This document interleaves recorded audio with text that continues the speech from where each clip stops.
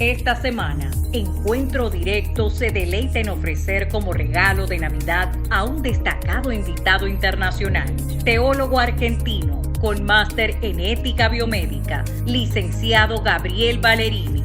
Nos acompaña para analizar los aspectos espiritual, moral y político de la batalla cultural que se libra frente a una agenda deshumanizante mundialmente. Karina Sánchez Campos y Ramón Núñez Fernández en Encuentro Directo, sábado 8 de la noche por RNN, Canal 27.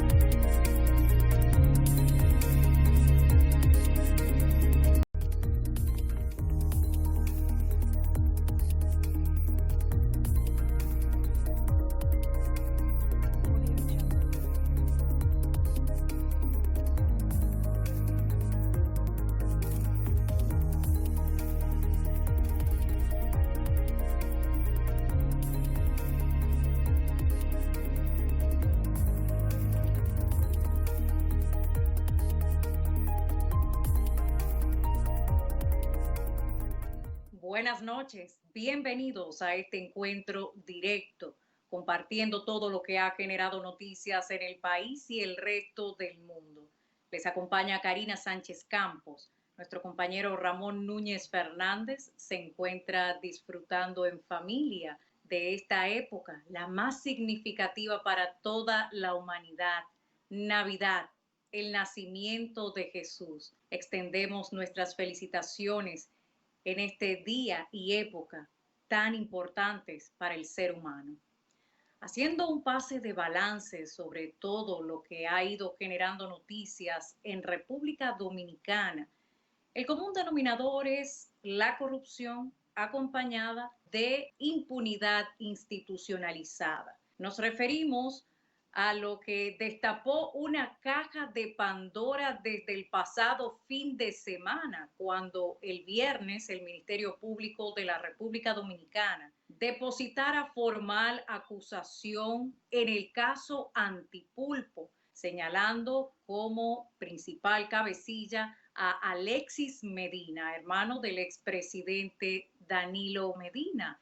Y dentro de las más de 3.400 páginas que contiene la acusación en cuestión, se cita más de un centenar de veces al expresidente Danilo Medina y lo que esto supone podría significar en términos del conflicto de interés primario y evidente que sugiere los negocios fructíferos y multiplicados de su hermano a través de distintas entidades del gobierno dominicano.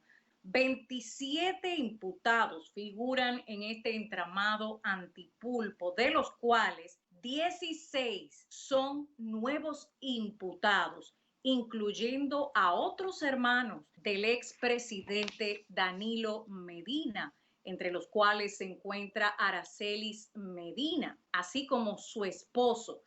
No solo se limita al entramado que ha descrito el Ministerio Público, sino que dentro de los múltiples tentáculos a través de Alexis Medina, en este caso presentado por el Ministerio Público, también toca otros tentáculos de casos como Medusa, en donde la figura principal es el ex procurador general de la República, Jan Alain Rodríguez, a quien ratificaron su prisión preventiva, principal implicado en el caso Medusa. Y esto nos va mostrando una especie de hidra de Lerna, múltiples cabezas como múltiples tentáculos, en donde están conectados uno con otro caso para, a fin de cuentas, tener como común denominador estafa contra el Estado en múltiples modalidades. De acuerdo a lo que explica el Ministerio Público,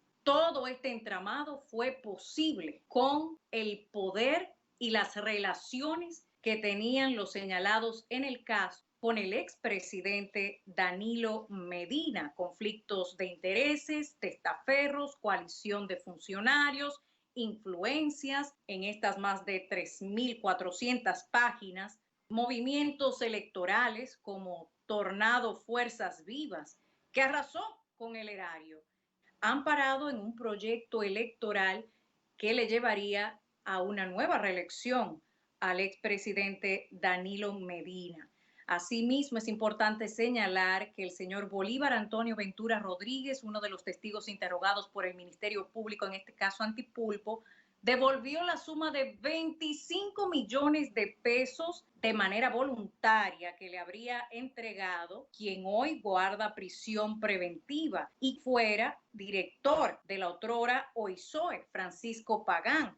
Este pago fue hecho a través del señor José Luis González. Con dicho testimonio, dice el Ministerio Público, probamos que realizó varias sesiones de crédito a la empresa General Supply Corporation, SRL, a través de la empresa Consorcio Tecnológico de la Construcción. Solo recibió la suma de 166,000 galones de AC30, quedando pendiente 333,000 galones. Se paga por un servicio o producto que no se recibe, una modalidad dentro de este entramado de estafa contra el Estado, en donde la Procuraduría General de la República señala que la OISOE sirvió para financiar ilegalmente al Partido de la Liberación Dominicana, pagos incluso hasta Telemicro. El comité político del PLD, el domingo, 2 días posterior a la presentación de esta acusación del caso Antipulpo, se refirió a esta mención del expresidente Danilo Medina, actual presidente del Partido de la Liberación Dominicana, en este expediente, y la magistrada Jenny Berenice Reynoso respondió. Pero lejos de ser un dime y direte, la diferencia está en las pruebas que sustentan lo que uno u otro refiera. Dice que se trata el señor Charlie Mariotti, vocero del PLD, de persecución política básicamente. Sin embargo, Jenny Berenice Reynoso dice: el que quiere discutir con el Ministerio Público que busque buenos abogados, porque nuestra acusación está blindada. Nada de lo que se dijo ahí se dijo sin tener pruebas. Nadie escapará a la investigación. Utilizar clichés políticos no es referirse a la acusación, además de que no la han leído, no la han visto, ni tampoco la han hojeado. Asegura que sobre la acusación no se ha dicho nada de los hechos gravísimos que el Ministerio Público tiene probado, y como la nada se responde con nada, no tenemos nada que responder. El que quiere discusiones políticas, que busque políticos.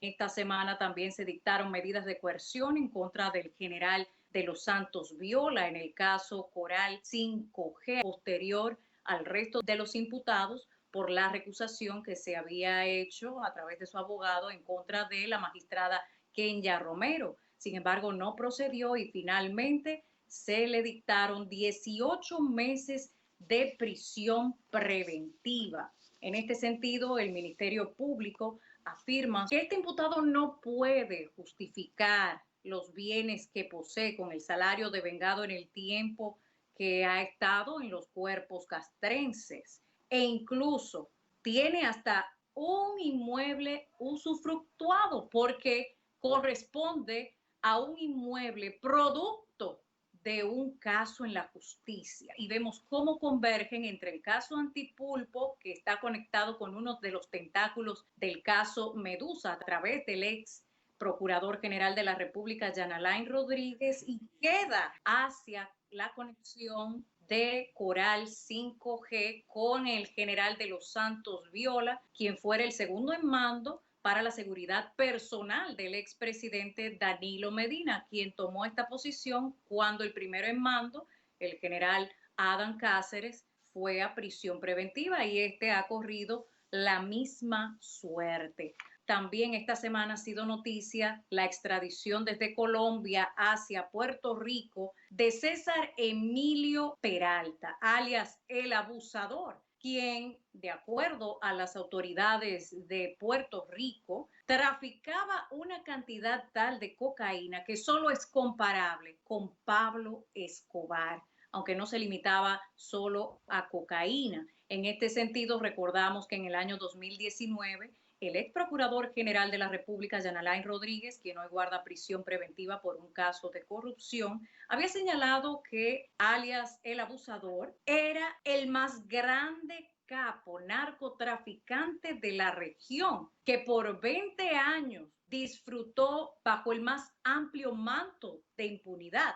lo que nos lleva entonces a cuestionarnos sobre las autoridades actuantes o, en todo caso, inactuantes, porque es imposible lograr el imperio que este narcotraficante obtuvo sin el contubernio de las autoridades. De hecho, como salió de la República Dominicana, no deja dudas al respecto sobre la protección de la autoridad a la más alta esfera que poseía. De lo contrario, es imposible escalar como este individuo lo hizo, que igual vale señalar, en sus inicios fue chofer de guagua y así fue escalando dentro de los entramados de narcotráfico local con muchos de los más conocidos capos dominicanos. Logró quedarse con estos negocios del narcotráfico, alias el abusador. Ahora enfrenta, de acuerdo a las autoridades de Puerto Rico, un mínimo de 10 años de prisión hasta cadena perpetua. Y claro está, a lo que todos están atentos son a sus declaraciones que pondrían en más que un apuro a autoridades de las más altas jerarquías, porque fueron las que por 20 años permitieron que ese negocio prosperara ilícitamente. Es momento de una pausa y en breve regresamos con nuestra entrevista estelar al licenciado Gabriel Ballerini, bioeticista y teólogo argentino. Nos acompaña en Encuentro Directo.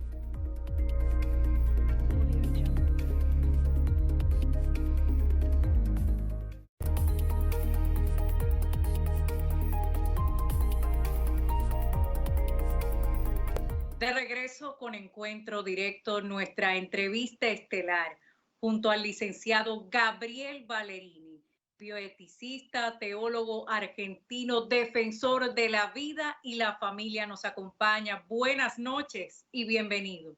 Buenas noches, Karina. Un gusto enorme poder saludarte, poder tener esta conversación y un saludo también a todos los televidentes. Muchísimas gracias. El placer es nuestro. Actualmente se libra especialmente en Latinoamérica con esta batalla cultural, una lucha antagónica a desnaturalizar la esencia misma del ser humano. En este sentido, observamos a través de diversas de sus publicaciones que en sus propias palabras, esta batalla cultural es de índole moral, espiritual y política. Si pudiera compartir con nosotros estas distintas vertientes de la batalla cultural que se libra. Sí, tal cual, yo lo expreso en esos términos. Obviamente que la batalla es para las personas de fe y en todo el amplio espectro del cristianismo, la batalla es eminentemente espiritual, como dos reinos que se contraponen en términos espirituales, ¿no? La Biblia es un reservorio que registra en esos términos esa confrontación de dos realidades, de dos mundos espirituales, angelicales, las tinieblas con la luz, lo bueno con lo malo, es decir, hay un choque de confrontación entre dos entidades morales, el bien y el mal, contrapuestos. En términos terrenos, digamos, dejando de lado lo espiritual, esa confrontación espiritual se manifiesta a través de una batalla cultural, de una batalla por los valores, de una batalla axiológica, de una batalla que es ideológica, que tiene un gran componente ideológico. Y evidentemente, como toda batalla, termina siendo política. Es una batalla política porque está en juego dos paradigmas totalmente diferentes. Hay una grieta, hay una separación en la mayoría de los países del continente, donde las sociedades están partidas al medio. En las últimas elecciones vemos casi un 50% de la población de un lado y un 50% del otro. En las elecciones de Perú, en las elecciones ahora recientes en Chile, ha ocurrido esto lo mismo en Argentina, 45, 55, 53, 47, digamos.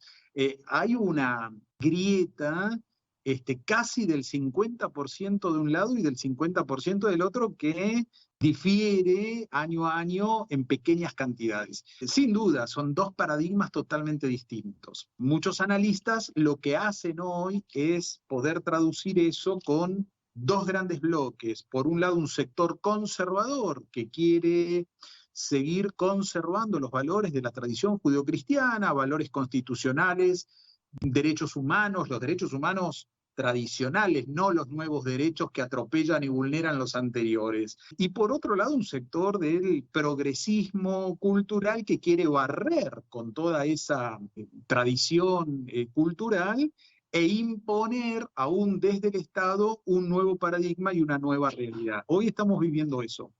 Esos ejemplos que usted ha citado, como el caso de Pedro Castillo en Perú, recientemente Boric en Chile, y que hablar de Honduras también con Xiomara Castro, todos guardan una relación con respecto a la tendencia izquierdista que ha venido a desarraigar esas tradiciones que están basadas en el sentido común de los derechos humanos y la dignidad humana. En ese sentido, la parte política electoral, ¿de qué manera uno puede observar los cambios conductuales y las herramientas que hacen falta para hacer frente a esa parte, porque es la que nos permite a los ciudadanos accionar? Hoy está en juego el modelo de país que un ciudadano quiere determinar para el futuro. Lo hemos visto y con mucho detenimiento en la última elección en Chile, ¿no?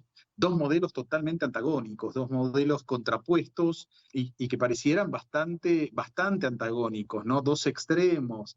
Terminó Chile eligiendo un extremista del comunismo marxista, un reivindicador de lo más bajo de la violencia política, un candidato que no tiene currículum, tiene prontuario. Casos como estos muy parecidos en todos los países en el continente, ¿no? Donde no se le conoce ningún tipo de capacitación académica, salvo el secundario, pasó por la universidad, hizo abogacía, pero no terminó. La verdad que es un gran interrogante entender por qué a veces el pueblo chileno eligió con más del 55% de los votos a un candidato tan desprovisto de cualquier competencia para otorgarle la primer magistratura en un país.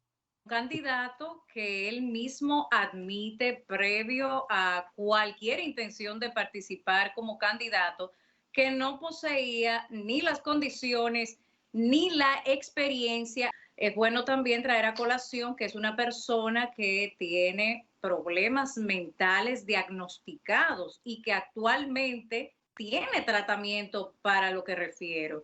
De manera que nos hace cuestionarnos si una persona que por estas enfermedades mentales no está en capacidad de controlarse a sí mismo, puede controlar los destinos de una nación, en este caso Chile.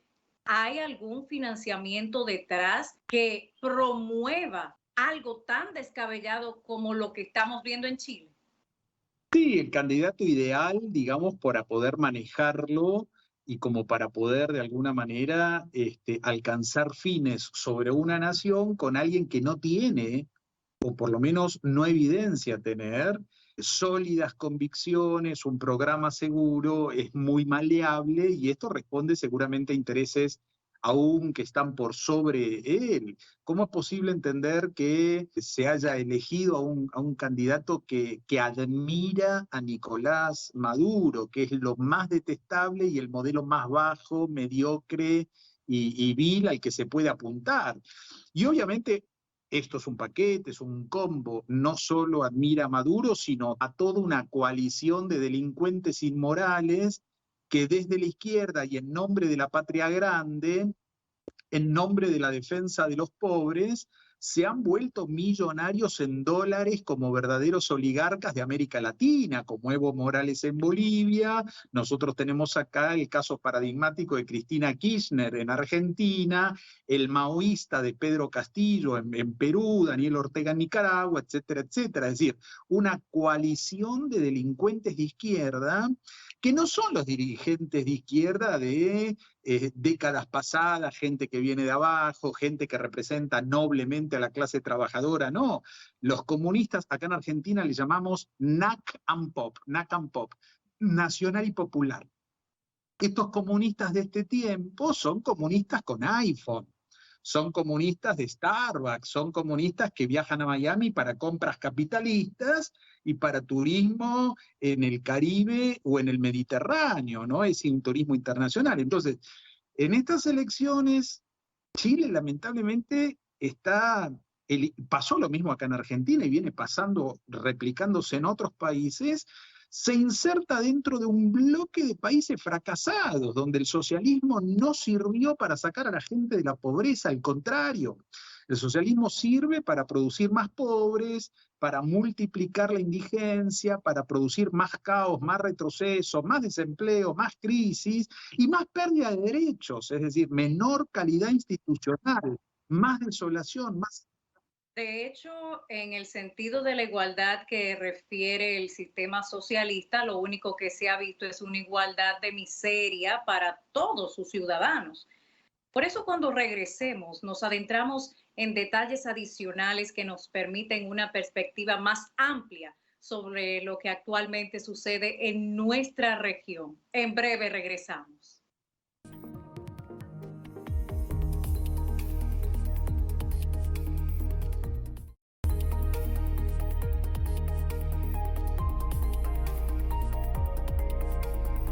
De regreso con nuestra entrevista estelar a través de Encuentro Directo junto al licenciado Gabriel Ballerini, bioeticista, teólogo argentino, defensor de la vida, la familia, propiedad privada y, de acuerdo a lo que estamos padeciendo en la región, del sentido común dentro de la batalla cultural que libra nuestra región, lo que recientemente aconteció en su país, Argentina, en la Universidad de Buenos Aires, con estudiantes universitarios, protestaban que pudieran tener derecho a una educación libre de adoctrinamiento. ¿Qué opinión le merece y de qué manera se está gestando el adoctrinamiento a través de los centros educativos? Es decir, aquí en la universidad, en la UBA, en la Universidad de Buenos Aires, recientemente un grupo numeroso han juntado más de 21.000 firmas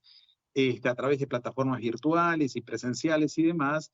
Están pidiendo que haya educación y no adoctrinamiento, es decir, que estamos viendo cómo los estados, en vez de ejercer un programa institucional que promueva la educación libre de adoctrinamiento, se usa el aparato ideológico del Estado para adoctrinar y favorecer a un marco ideológico, ¿no? Entonces, hoy lo que vemos es la reacción de estudiantes que quieren ir a la universidad a aprender, y acá vemos la reacción para que no sean adoctrinados. Por ejemplo, entre otras cosas, en género, se impone la obligatoriedad del género. Se hace un revisionismo histórico para no ver la historia en términos fácticos, con datos concretos, sino ver la construcción de un relato. Entonces, adoctrinar no es educar.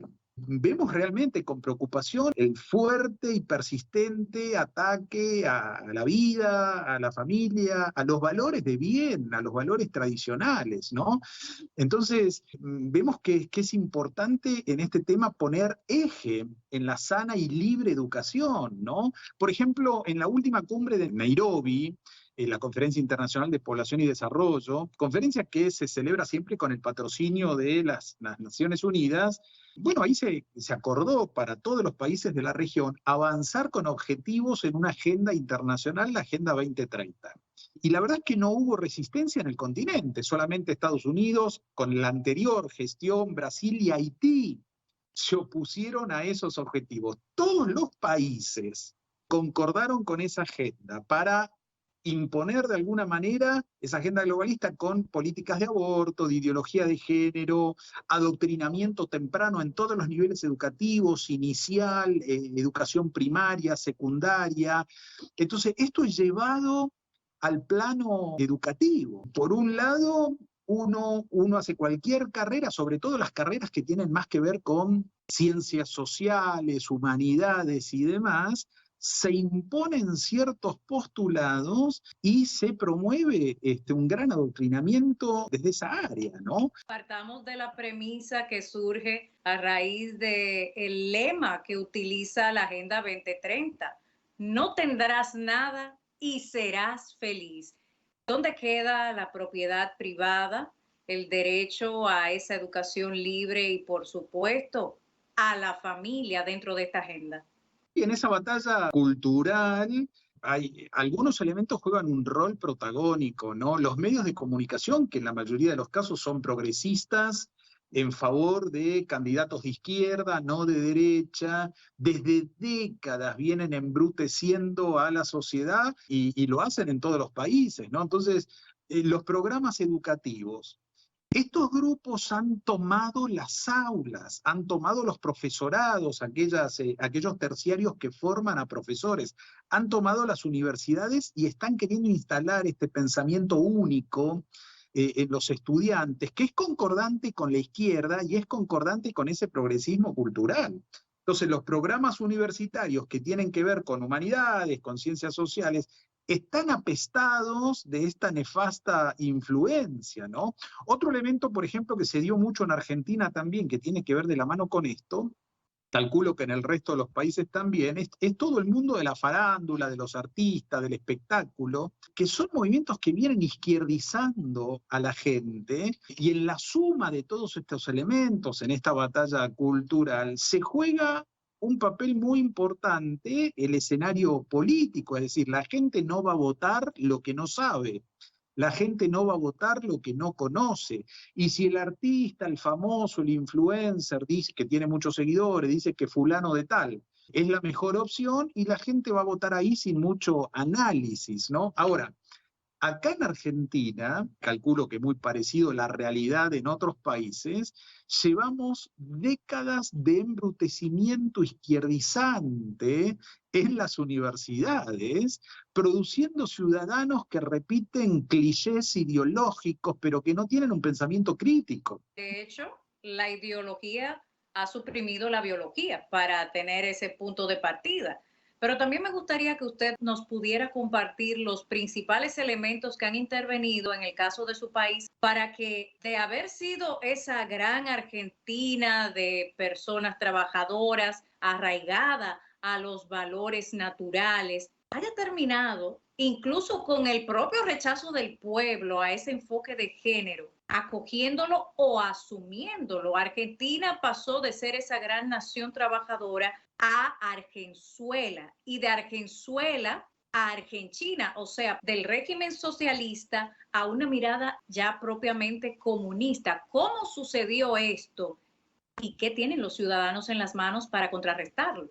Es muy triste ver cómo países, como fue el caso de Venezuela, Cuba en su oportunidad, Argentina, países que realmente podían construir un futuro, países con recursos, países con una clase media, una clase trabajadora que tenía valores, el valor del sacrificio, el valor del esfuerzo, el valor de trabajo, como, digamos, fundamento de la movilidad social.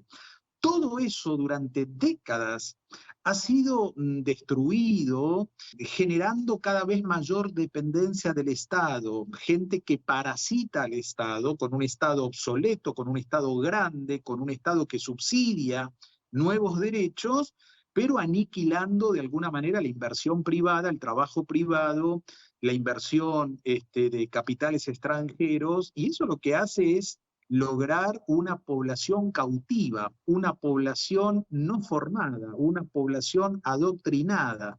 Sometida a papá Estado. Exactamente, digamos, con clichés ideológicos, es decir, el Estado es el que combate la pobreza. Acá en Argentina un cliché fue la justicia social. Entonces, en nombre de la justicia social, se construyen clichés políticos donde la gente vota creyendo que ese espacio va a sacar a la población de la pobreza. Y la verdad es que ningún Estado en el mundo entero ha sacado a la gente de la pobreza. Lo que saca a la gente de la pobreza es el esfuerzo, el trabajo, el sacrificio y el emprendimiento familiar, personal, para salir adelante como nación. La familia es la gran muralla de contención para cualquier individuo, no solo para forjarse metas, sino para verdaderamente progresar en comunidad. De manera que si erradican el fundamento de la muralla que te sostiene, evidentemente caes en un conglomerado o en una masa que grandes corporaciones manejarían a su antojo. Y es básicamente las proyecciones que vemos actualmente. Totalmente, la familia es el reservorio moral que puede llegar a tener una nación. La educación en la familia es donde se forma el fundamento de los valores de esa generación de ciudadanos. Entonces, si hay políticas que, lejos de solventar, fundamentar a la familia, son políticas que destruyen la familia, deconstruyen el concepto de familia, promueven totalmente los antivalores naturales a una sociedad de bien, obviamente las consecuencias están anunciadas de antemano.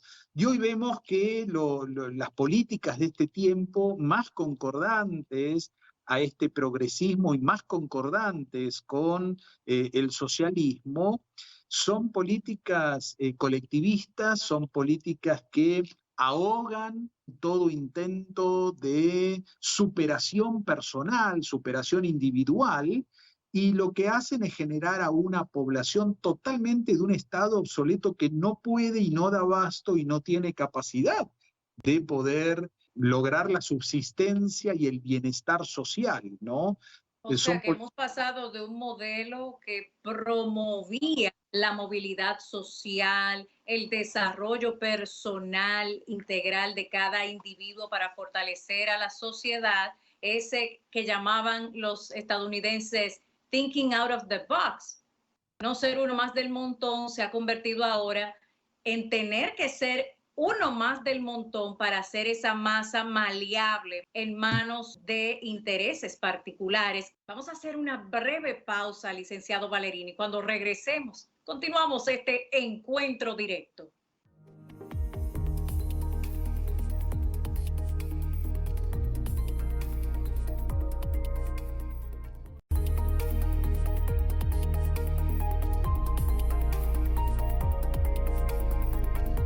Continuamos nuestro encuentro directo junto al licenciado Gabriel Valerini, bioeticista, teólogo argentino, defensor de la vida, la familia y los derechos naturales, esos que van siempre marcados dentro de la dignidad humana. La tendencia que últimamente se observa a nivel global es decantarse por una serie de temáticas que supuestamente se consideran los grandes problemas del siglo.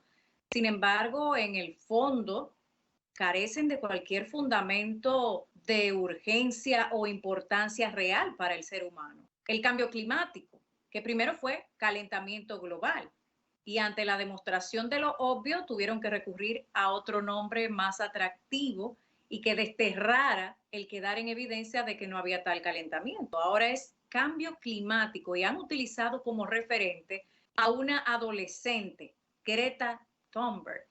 ¿Qué valoración da a un supuesto tema de importancia global liderada por una niña? Sí, hoy para alcanzar los objetivos de esa Agenda 2030 un poco trazada en el plano global, se apela a una guerra semántica, se apela a eufemismos, se apela a un nivel discursivo que trata de persuadir a la población para que adhiera a esos postulados de esas políticas, cuando en realidad a veces los fines que persiguen son totalmente contrarios a los enunciados que se dan a comunicar, ¿no?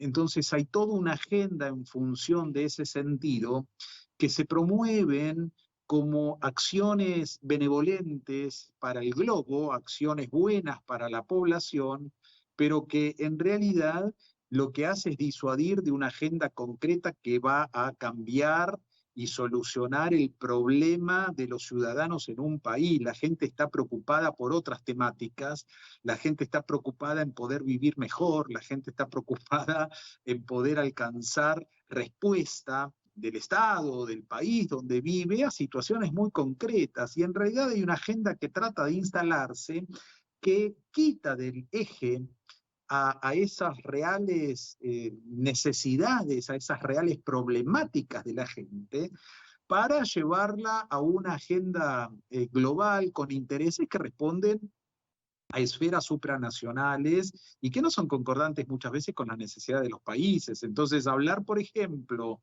de estas políticas de cambio climático que son maravillosas. Es decir, obviamente que concienciar y obviamente todo el mundo tiene que tomar conciencia de que necesitamos cuidar y mejorar nuestro planeta, pero digamos es como que están alienadas de la realidad un poquito de nuestros países en Latinoamérica, donde la gente tiene problema con el desayuno, tiene problema con el almuerzo, tiene problema con la merienda y tiene problema con la cena. Entonces pensar que los gases que emanan las vacas pueden llegar a...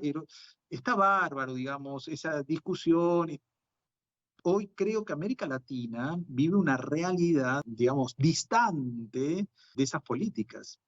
Y de hecho, ese ecologismo que se promueve actualmente como una urgencia ha derivado en lo que en lo particular considero trastornos colectivos, porque ya hay ecosexuales, o sea, personas que entienden ayudar al planeta sosteniendo intimidad con todo lo que genera la flora y la fauna. Pero como usted bien decía, se trata también de una guerra con índole semántica, porque si buscamos en un diccionario esos comportamientos, tienen una definición concreta y caen dentro de delitos. La zoofilia, por citar uno de tantos, es buscar de alguna manera esa neolengua que refería a George Orwell en su libro 1984 y aquella policía del pensamiento que actualmente circula en las redes sociales para mantener un pensamiento único, pero también es importante traer a colación otros temas dentro de esta misma agenda desnaturalizante de la esencia humana y el aborto. Recientemente el gobierno de su país estuvo haciendo una serie de publicaciones para celebrar la ley a favor del aborto, claro, con recursos del pueblo, que a su vez rechazó lo que celebra el gobierno. Sí, es penoso, es muy triste ver que acá no quisieron hacer un plebiscito porque lo iban a perder, digamos. La gente es totalmente, mayoritariamente concordante con la vida. Nosotros en el 2018 hemos movilizado todas las organizaciones pro vida, las iglesias y demás. Hemos movilizado una concentración de más de 700.000 personas aquí en la ciudad de Buenos Aires para decir sí a la vida, no al aborto. Fue Y la verdad contundente. fue tremendo, fue histórico, realmente se proyectó en todos los países ver la militancia de lo que fue esa ola celeste en favor de la vida desde la concepción. No sirvió, a pesar de que la mayoría de los argentinos está en favor de la vida, a pesar de tremenda manifestación pública en defensa de la vida, no sirvió frente a la gran influencia y los millones de dólares de organizaciones internacionales que operan sobre los partidos políticos que gobiernan para imponer e instalar una agenda globalista, y en este caso la reducción, el control de la natalidad. La mayoría de los ministros de salud siguen adelante políticas neomalthusianas. Si hay homosexualización temprana en el adoctrinamiento en el sistema educativo de cada país, si se instalan leyes como el aborto, con todos los eufemismos que esto trae de la mano, el aborto no es un tema de salud, al contrario, vulnera todos los códigos deontológicos de la salud. Un médico obstetra tiene en su función cuidar la vida de la madre y la vida del hijo. Es decir, toda acción médica intencional para ponerle fin a la vida es una actividad ilícita, inmoral, en los códigos deontológicos de la medicina. De modo que imponer la idea de que el aborto es un derecho y obligar al sistema educativo a enseñarlo de esa manera realmente es vil, pero que al año de la celebración de la ley de interrupción voluntaria del embarazo, el gobierno moviliza un festejo en un país donde más del 50% de la población, como es en Argentina, es pobre, y hay una celebración para celebrar el aborto, es realmente penoso. Solamente la inmoralidad de la izquierda puede hacer algo semejante. De hecho, en República Dominicana se ha intentado por más de 20 años introducir el aborto en nuestro Código Penal dominicano, sin que se haya podido lograr precisamente porque el pueblo dominicano rechaza contundentemente esto que no es un derecho, porque no hay derecho a quitar la vida de una persona. Ahora bien, si nos introducimos a esta época propia de un gran milagro de vida, de la luz en el mundo, la Navidad, que es el nacimiento de Jesús, y dentro de esta perspectiva eufemística que busca erradicar cualquier rastro de cristianismo y con ello de dignidad humana, hemos visto recientemente declaraciones de la Organización Mundial de la Salud, así como también de otros organismos internacionales a propósito de lo que han denominado pandemia por COVID-19. Finalmente, los países que están mayormente inoculados, se les hace un llamado a literalmente cancelar la Navidad, que ya ha sido un propósito marcado incluso a través del lenguaje utilizado, pluralizando un hecho singular, es el nacimiento de Jesús, pero le llaman felices fiestas, las alegrías de la época. ¿A qué usted cree que se debe la pluralización sobre la singularidad del hecho? ¿Qué lectura usted le da y si nos pudiera orientar? La batalla es espiritual, la batalla es moral, con todas las implicancias que esto tiene, obviamente es ideológica y es política. Y yo lo que noto es una creciente cristofobia de estos colectivos y de estos grupos, que el foco de ataque está en la población cristiana, porque la iglesia y la población cristiana, o por lo menos aquel sector de la población que conserva los valores de la tradición judeo-cristiana, los valores del bien común, los valores universales, digamos, los derechos humanos clásicos, son precisamente aquel sector que no adhiere a este progresismo y que no adhiere, digamos, en esta batalla cultural a los postulados que intenta de alguna manera barrer con todo eso. Entonces, acá el Estado, por ejemplo, acá el gobierno ha hecho fiestas, celebraciones, actos multitudinarios sin barbijo, pero de repente se nos dice que no se puede celebrar la Navidad dentro de la familia. De alguna manera se recomienda, para no discriminar, decir felices fiestas y no feliz Navidad. Es decir, hay un intento de barrer cualquier concepto de cristianismo. A ver, Navidad es el nacimiento de un niño, no es la fiesta de un anciano. Es un niño que nace, pero no es solamente un niño que nace. Es Dios mismo que se encarna para traer un mensaje de paz y de salvación a toda la humanidad.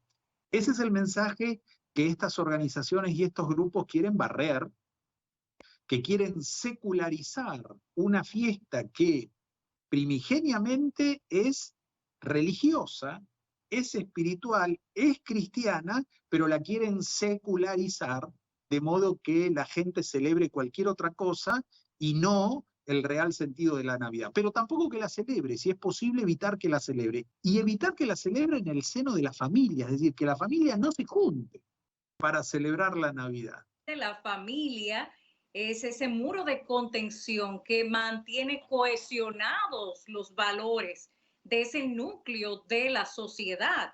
De hecho, la historia misma del licenciado Ballerini nos ha mostrado que intentaron matar al mensajero y aún así el mensaje sigue tan vivo como entonces. La Navidad es Jesús y eso nada lo podrá borrar. Ahora bien, para finalizar, una reflexión sobre todo en términos de la región, América Latina.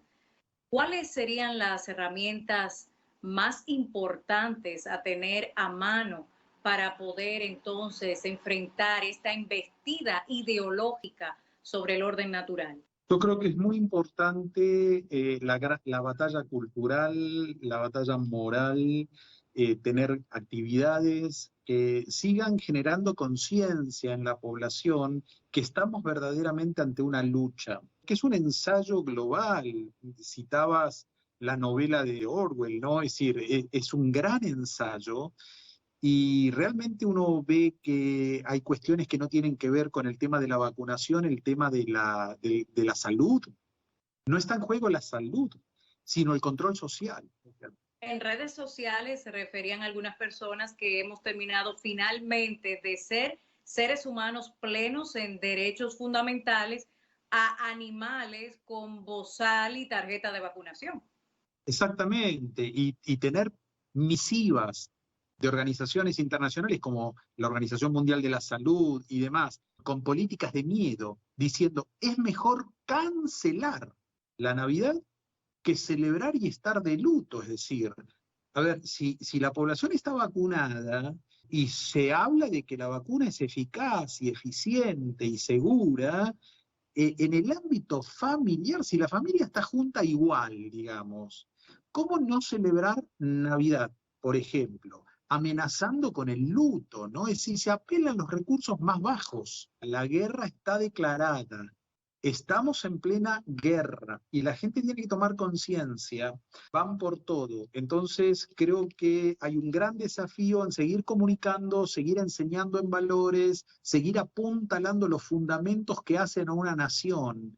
Una gran nación se construye con familias sólidas, con ciudadanos bien educados y no adoctrinados, que tengan pensamiento crítico y que respeten por sobre todas las cosas los valores de bien y los derechos universales, que son los verdaderos derechos humanos. Y Navidad es esperanza, Navidad es Dios con nosotros, Navidad es ese mensaje donde este Dios no es un Dios lejano, un Dios que está en el cielo, un Dios que es ajeno a la realidad y a la naturaleza humana, es un Dios que se encarna, es un Dios que se hace uno con nosotros, es un Dios que participa, sin perder su divinidad, participa de la naturaleza humana y trae un mensaje de salvación, trae un mensaje de buenas noticias, trae un mensaje de paz y de renovada esperanza. Por eso que es muy importante en este tiempo celebrar la Navidad, hacerlo en familia y poder volver a hacer de la paz y de los buenos valores el mensaje universal que como cristianos queremos llevar al mundo. Muchísimas gracias, licenciado Valerini, por acompañarnos en este encuentro directo. Feliz Navidad, porque la Navidad es Jesús. Muchas gracias, Karina, un gusto enorme poder hablar contigo y feliz Navidad, que en este año todas las familias puedan también encontrar este mensaje sentido, vívido que trae la Navidad. Que así sea. Muchísimas gracias. En breve continuamos nuestro encuentro directo.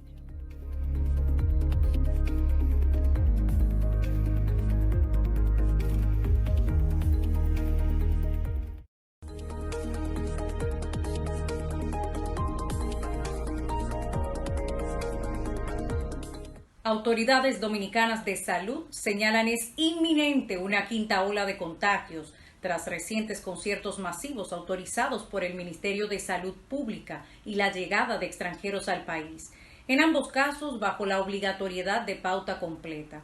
Entonces, ¿cómo se correspondería esa anunciada ola con el hilo fáctico de los protocolos impuestos, cuando inmunización y transmisión son antagónicos?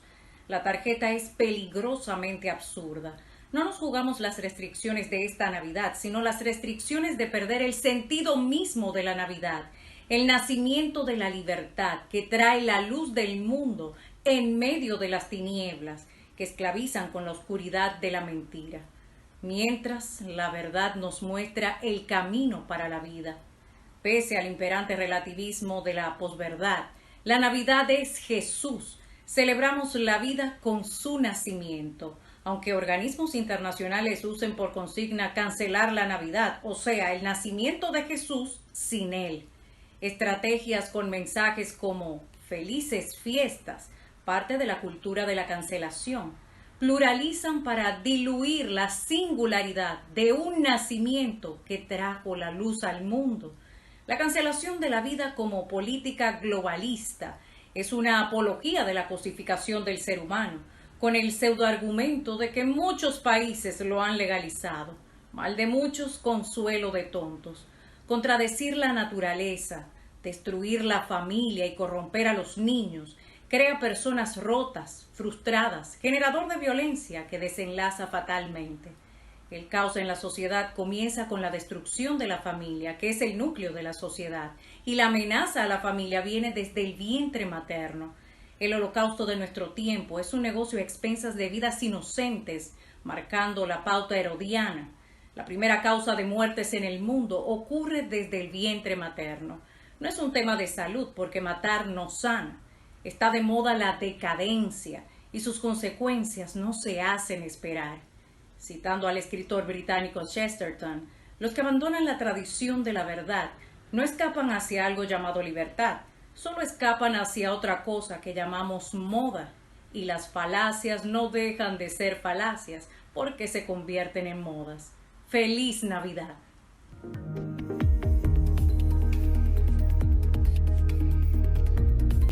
Gracias por acompañarnos como cada fin de semana.